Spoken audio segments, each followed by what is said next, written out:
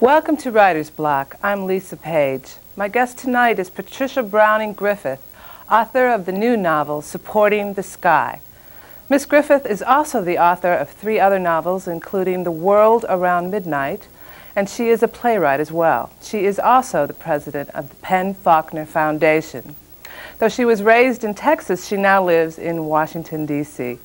Thank you for joining us tonight. I'm happy to be here, Lisa. I really enjoyed Supporting the Sky. I found this a page-turner, actually. And good. And also felt that it was a really appropriate book to be reading now that we're around Mother's Day, because it's really a mother-daughter story.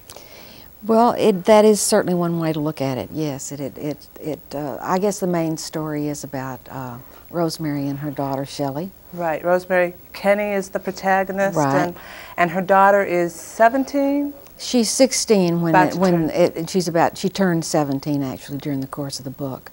And the main conflict that confronts the mother initially is the boyfriend, right? The boyfriend that Shelley brings home? Well, the main problem really is that Shelley's quite a handful, and but the first full-rounded confrontation deals with her coming home after being gone all night at 16, and she comes in with a boyfriend that is a rapper, and doesn't seem terribly impressed to make her mother happy, and so Rosemary, as a lot of people might, jumps to a lot of conclusion by the fact that he's wearing a red sweatsuit and it's kind of hot and he's got all these gold chains, and so she's just read that the Bloods have moved into the metropolitan area, and so she's convinced that's what's going on here. Yes, her daughter has brought home a gang member and even a drug dealer maybe, and no telling what. Well, yeah. No telling what it is, which is probably exactly what Shelley wants to do to her mother anyway, is kind of throw her up. She's not afraid of throwing her a few curves, yes. And of course, I mean, it's the classic teenager story you've got here in terms of rebellion and the mother trying so hard to do the right thing and not knowing what the right thing is. I mean, I thought it was a mother-daughter story for the 90s, really, because, you know, the whole question of the daughter coming home at night or what her sexual escapades are. All of these things are really what parents are dealing with now. That's right, and it seems kind of one by one, the things that arise are a test of what Rosemary Kenny's always been very proud of, her social liberalism, and her daughter and the life with her is a real test of that. Oh, absolutely. And Rosemary is a single mother, right? The father has gone back to divorced. Texas. Right, and so she's doing this sort of single-handedly. Right, yeah. And as you said, Shelley's she's a real. She's a handful, and she's very rebellious, and she's very independent in what Rosemary finds herself in the situation of, which parents generally do, I suppose, of trying to give the child enough independence so that they can become their own person, but at the same time protect them in a situation, in a world that is really dangerous and where a lot of things can happen. Yes. Very easily. And so it's a matter of, Rosemary always just feels like she's kind of on a thin line of what's fair for her to allow Shelley, and then what the line of safety is, and at the same time. And the action takes place in the district in Washington. This is very inner city D.C. I know when it first came out, somebody said, some reviewer said it was like stopping it was like a 36 bus and getting people off and asking them what their lives were like, and I think that was a kind of a good description, because I've lived in this district for a long time, and I really wanted to write about this community and people trying to deal together with their community together and with their problems. Right. And so it deals not only with these personal problems, but with a lot of social problems. Yeah, you tackle race in a big way in the novel, I think, and in the sense that the personal is political and this community is a a mixed community that Rosemary lives in. She's on the her neighborhood crime watch. She's a member of that, and it's she walks with the orange. She goes out with the orange hats right in her neighborhood to try to make the streets safe, which is common in the district. I mean, somebody told me that at one time there were 150 different orange hat groups patrolling the city. Wow. So Washington is a city where there are a lot of activists that really do try to make their neighborhoods safe. And so she's involved with a group like this, and they really try hard. One thing, they're dealing with a local nightclub or lounge where they know there's drug dealing, and so they're trying to get the liquor license taken away from that, and that's one of the things that they're confronting. But through the course of the book, they're confronted with several problems for the community to deal with as a whole. And it's so metaphorical in a sense, because it's the community dealing with crime, and then the community dealing with diversity, the community dealing with economic, everything. And then this is happening to Rosemary, who's this single mother who has some economic problems of her own, and who is confronting her own big questions about race in terms of her daughter going out with this guy, and her world, her community that's very comfortable, it seems to me, for the most part, with each other, and yet they're dealing with the issues of crime, and so it's a lot. Right. And you've got so much about Washington in there that I did not know. Like good. The ghost of Duke Ellington. I had no idea. That you're supposed to hear strains of Satin Doll in Rock Creek Park. Well, is some poetic license, I have to say about that. Well, but I love that. I'm sure it's true in our hearts. Well, would you read for us the little? I'd be delighted to. I'm going to read just a little bit from the very first of the book, which starts out setting with the Washington set, emphasizing the Washington setting and Rosemary's immediate problem. In the residential neighborhoods of the District of Columbia, in the month of August, the air is filled with the cloying sweetness of Confederate jasmine, a vine that grows wildly in the humidity of this partially refurbished swamp. Downtown in the federal area of the city, well-tended, color-coordinated flower beds are marshaled like platoons at attention around the government buildings. There the air is filled with the smell of vendor hot dogs and the sounds of tourists who seldom penetrate the narrow streets and broad alleys of the surrounding neighborhoods.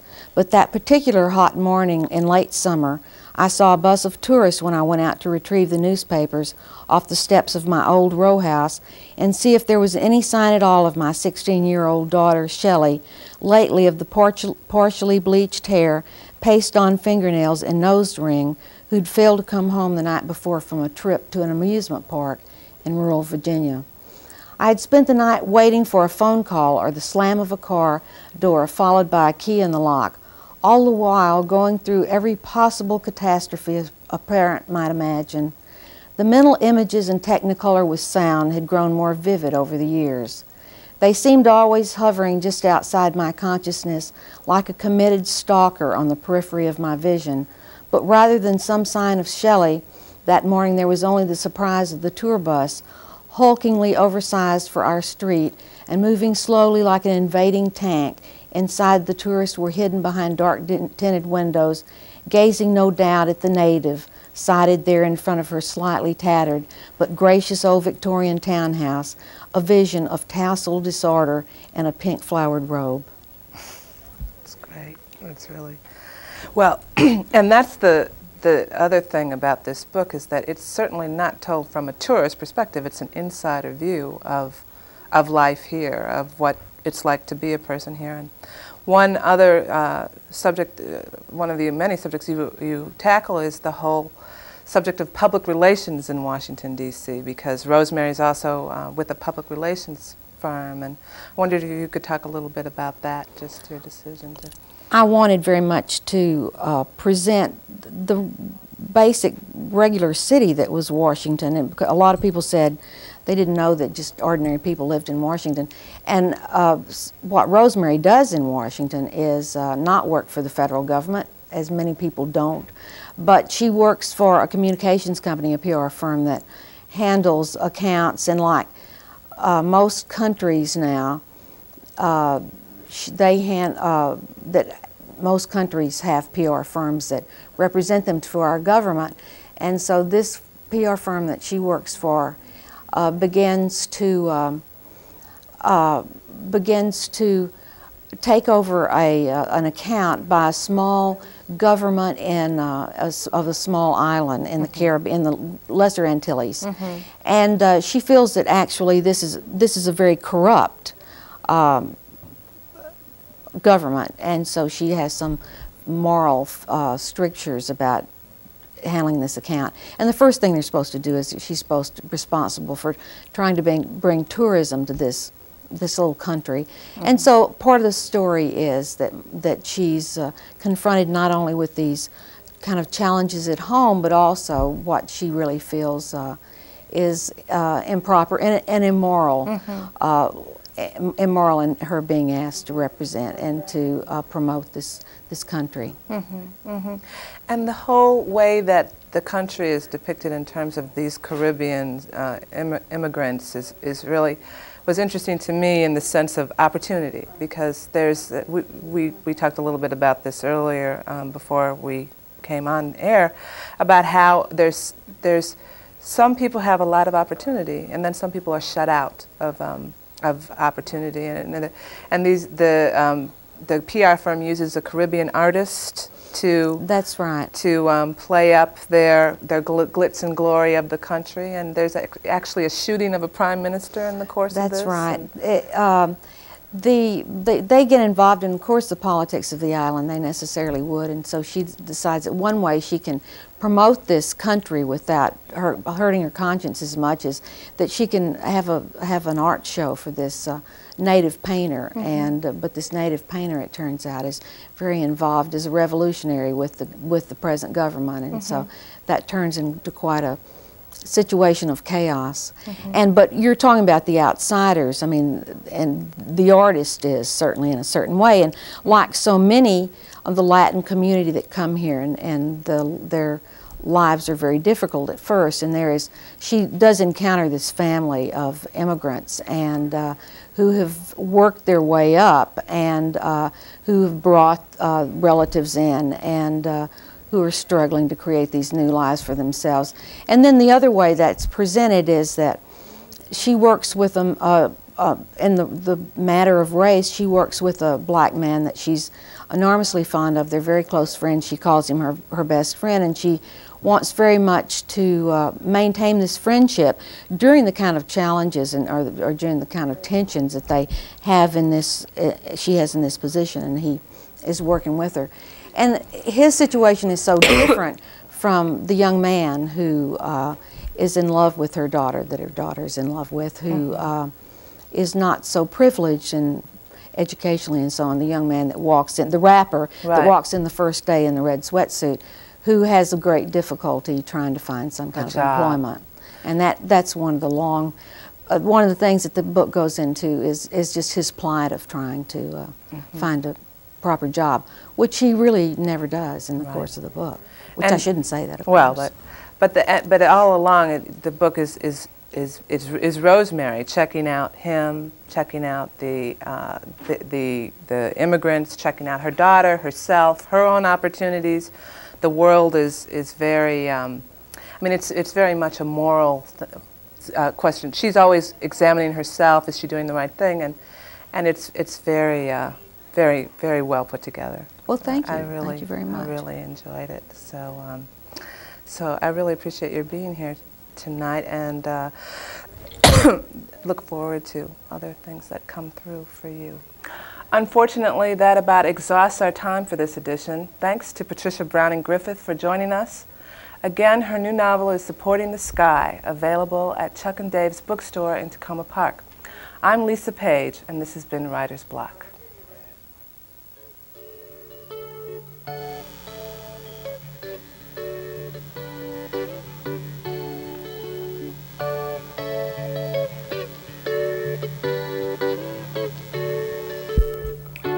Next up in the Coffee House, poetry by Rose Solari, followed by Coffee House Forum, the Inter-County Connector, For and Against.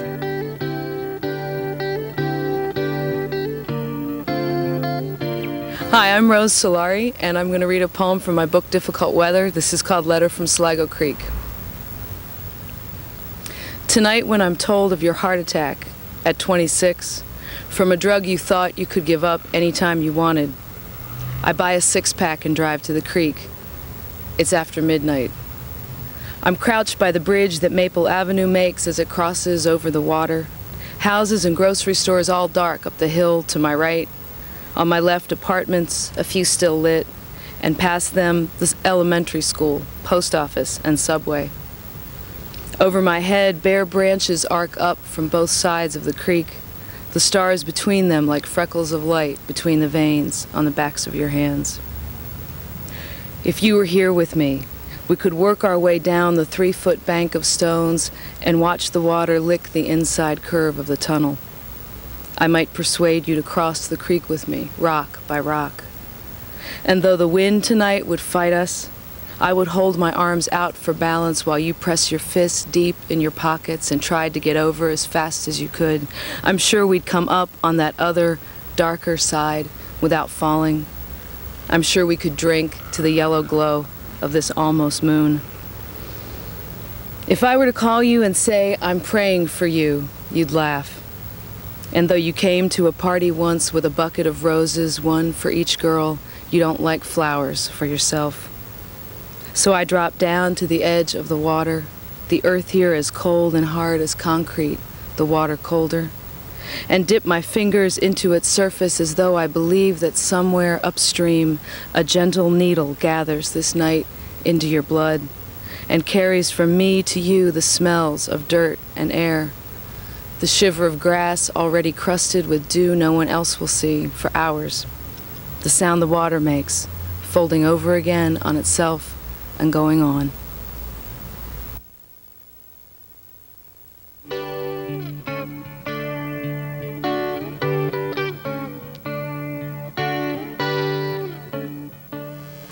Hi, and welcome to Coffee House Forum. I'm Mark Cohen. It's been on the planning maps for nearly half a century. An east-west highway connecting Montgomery and Prince George's counties, a highway linking I-270 and I-95. Proponents say it would cut travel time in half from Rockville to Laurel and ease congestion on existing roads. But opponents say the proposed inter-county connector comes at a hefty price, and it's the transit equivalent of conquering obesity by letting out one's belt. To discuss the proposed highway, we have with us Joe Anderson, Park and Planning Commission Project Coordinator for the ICC study, Aaron Handler, a member of the Montgomery County Citizens Advisory Committee on the ICC, Silver Spring engineer Frank Vrataric, and Greg Smith of the Sierra Club. Greg's with the Committee Against the ICC, to stop the ICC. Welcome to Tacoma Coffee House. Let's start with, what is the perceived need for this highway, Joe Anderson? Well, we're clearly facing a significant amount of growth in the next 25 years, and in order to accommodate that growth, probably about 40% increase in households and jobs, we know we have to provide more capacity in our transportation system, and therefore we're looking at the ways to provide that room for that growth to occur and to accommodate that in a manageable manner. And Greg, do you agree that there is a need for another highway to accommodate the growth in the region? Well, no, the Campaign to Stop the ICC does not agree, nor does the Sierra Club agree that a cross-county highway is the solution.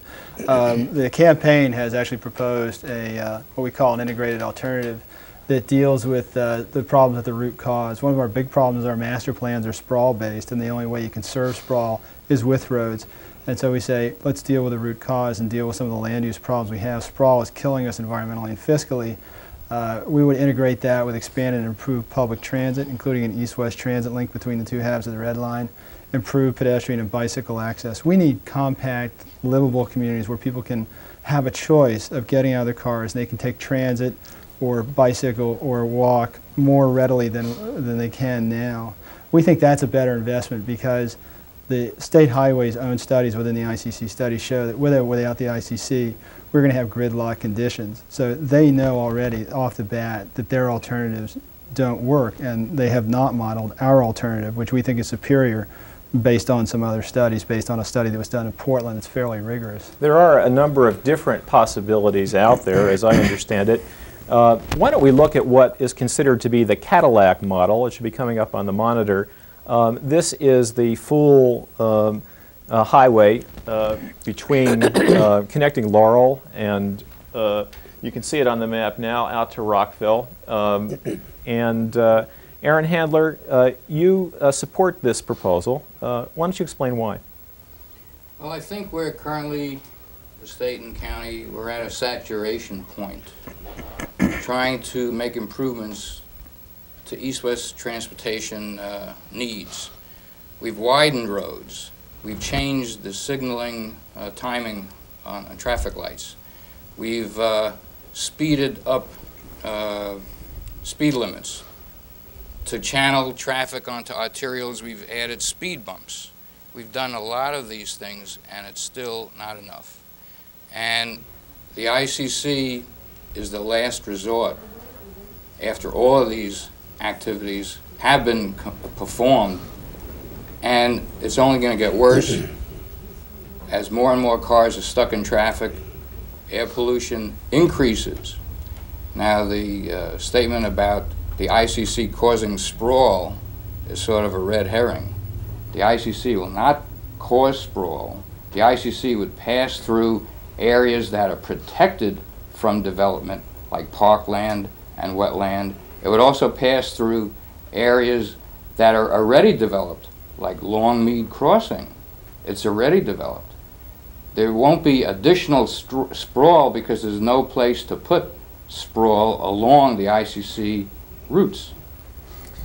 Frank Vrataric, you have done your own study of the impact of the proposed ICC, and you come to pretty different conclusions about how well it will ease congestion.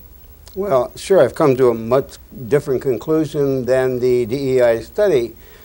I think we have to consider the fact that we're building this road for the year 2020, not today, but that's what we're planning on.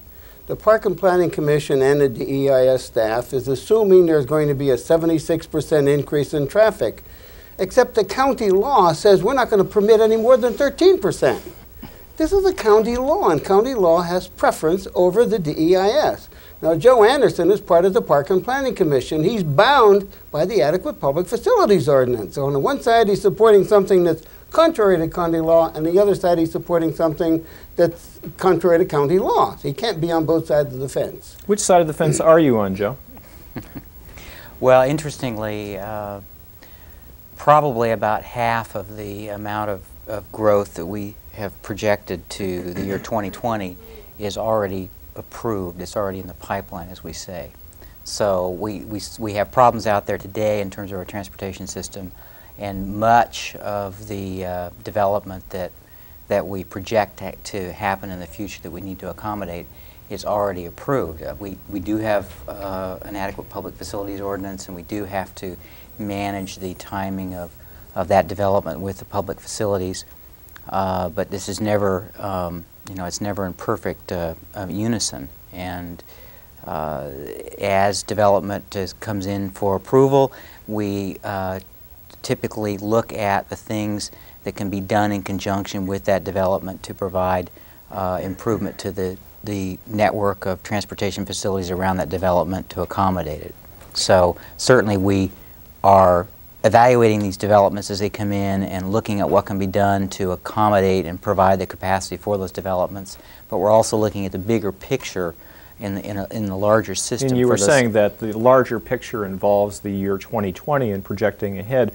And I'm wondering if those projections are based upon actual trends that we're perceiving. That is to say, for instance, 2 years ago I was commuting to work every day, albeit by metro. Today I work at home. Lots of people are telecommuting these days. Do we really know that there's going to be this level of need in the year 2020? Greg? No, we don't. These studies that the State Highway Administration ran and that Park and Planning has been a part of assume the master plans happen and assume that all those growth patterns are going to happen. There's no real proof that they will. They're approved, but they don't have to happen. and I still have this question, how can we need a solution that's not a solution?